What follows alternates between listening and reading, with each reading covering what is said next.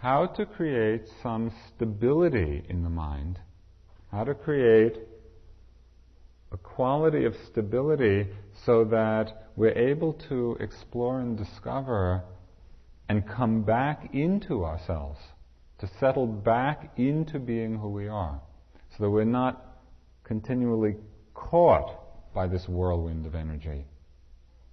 We're not continually spun out of ourselves. We're not continually lost in thought, in emotion, in reaction, in attitude. What are the conditions which create this stability of mind? Mindfulness, the factor of mindfulness, has the power to balance the mind. Because what mindfulness does is bring us into a true relationship to experience. That is, when we're mindful of what's happening, we settle back into the moment with that quality of accepting and allowing and opening. It's not what's happening that's important. Rather, it's our relationship to what's happening. That's a very important statement in terms of understanding the practice. And if you understand that, it should make you very happy. It's not what's happening that's important.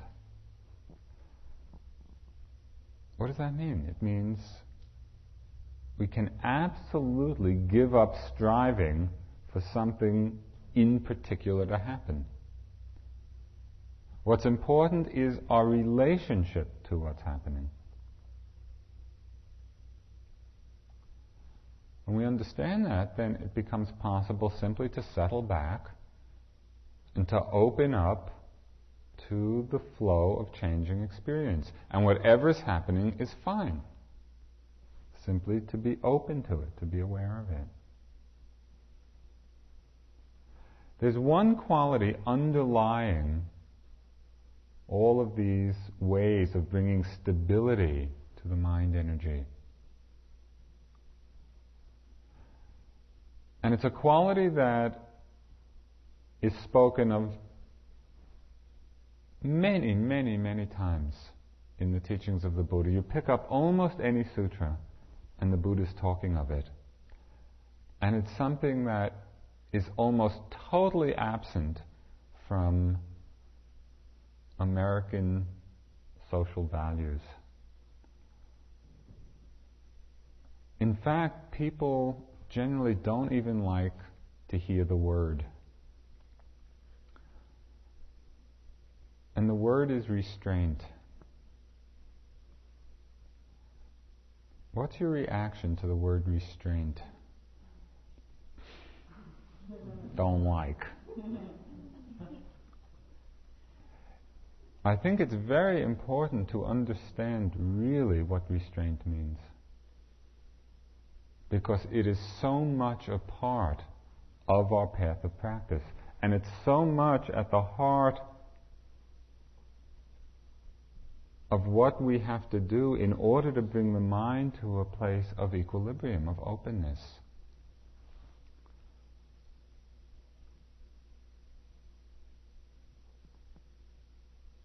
Mostly,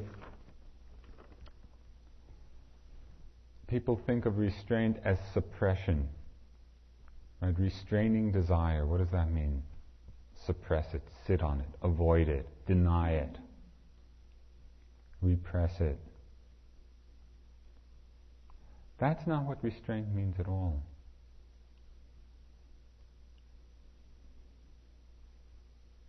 Restraint means not dispersing or not dissipating our energy.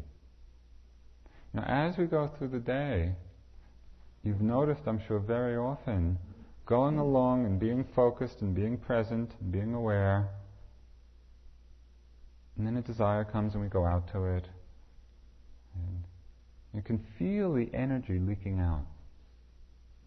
Right? Or we get caught in some negative reaction.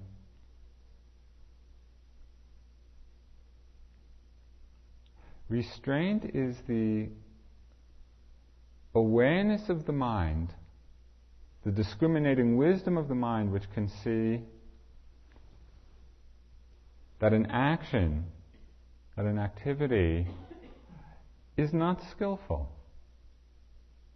is not conducive to understanding, to peace, to happiness, to the things actually which we want. Restraint is that ability of the mind, that power of the mind to see that and to say, no, I don't have to do that. Now, an unrestrained mind is a bit like an unrestrained child. Just imagine a totally unrestrained 3-year-old.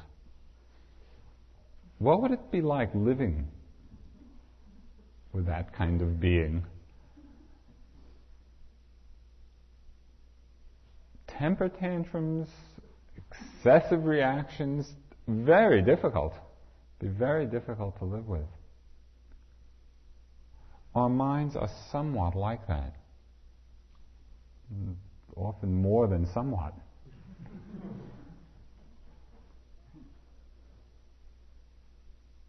It's learning to see that it's possible to cultivate restraint without any trace of aversion, without any trace of judgment, without any trace of suppression or denying or pushing away. Rather, it's just the clear seeing of something that's not skillful, that's not appropriate, that's not helpful, and having the strength of mind to say, no, I'm not going to do that.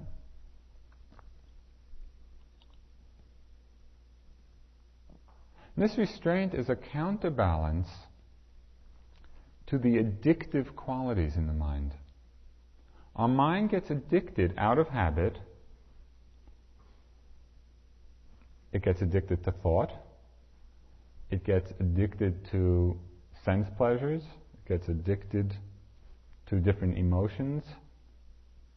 We just develop these habits of response, of being, where the mind is caught by that addiction. There's a story from the scriptures of this monkey who lived very happily up in the forests, in the mountains. He was just jumping from tree to tree and enjoying his freedom. And then one day he got curious about what was going down on the plains. So he came down, started exploring, and some hunters had laid out a trap of tar, that black pitch, sticky substance. The monkey didn't know what it was. So he sticks one paw in the tar, gets stuck, can't get out. So what does he do? He puts another paw in the tar, to try to extricate himself. Then both are stuck. And he puts the third one in, trying to get the other two out. Stuck even more. Puts the fourth one in, All four get stuck. He starts putting his head in to try to get out. His head gets stuck. Quite firmly entangled. We do a very similar thing, with our addictions.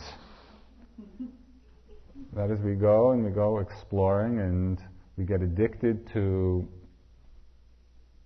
whatever it is. It can be different of the sense pleasures, and we get stuck with one, and then we feel the tension and the suffering of that. So we try another one to relieve the suffering of the first. We get stuck in that, and then our 2 feet, and then our heads, until we're totally entangled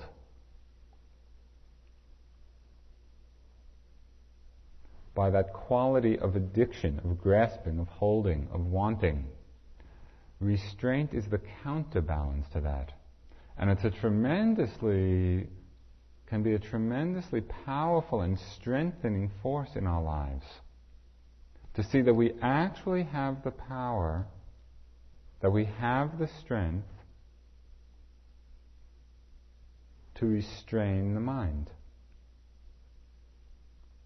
And it can be done in a very gentle way, very soft way, in the same way that we would discipline a young child. Right? You don't beat the child on the head. You just very gently and very softly, no.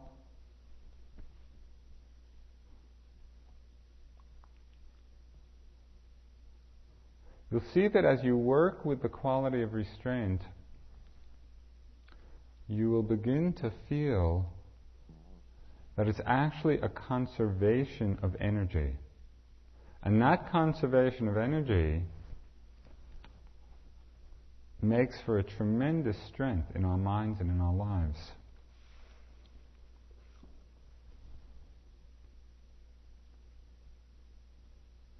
Everything we do, in our actions, in our thoughts, in our emotions, in our attitudes, reconditions our mind.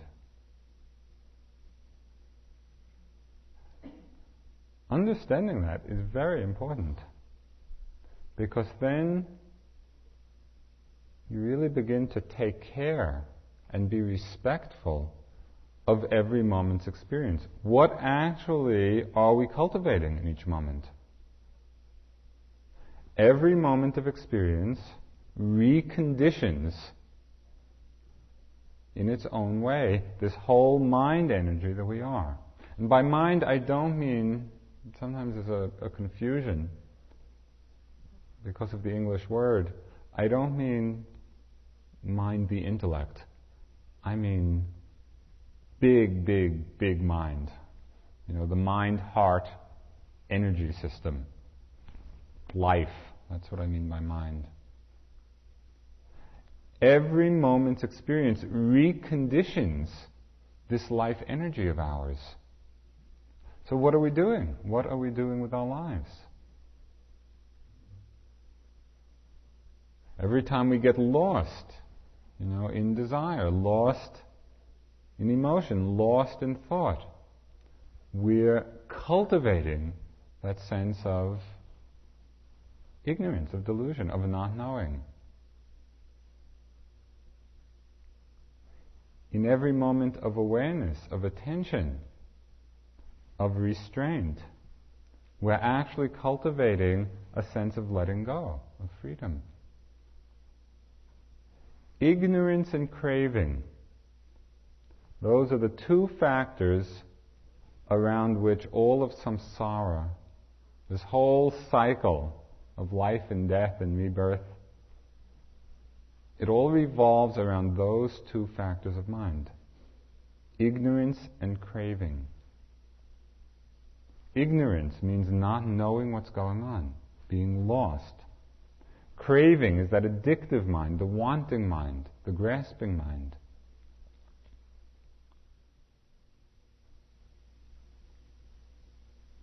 Coming back into each moment's experience, seeing it, experiencing it for just what's there. Begin to experiencing things with this understanding of selflessness, emptiness of self, emptiness of I. Coming back into a realization, an actualization of this process.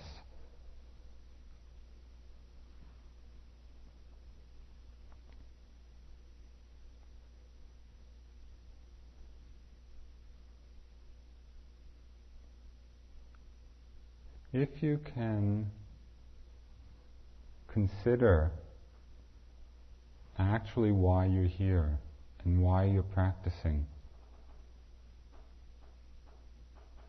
I think it will lend an energy and a confidence to the practice. It will put you in alignment with your purpose.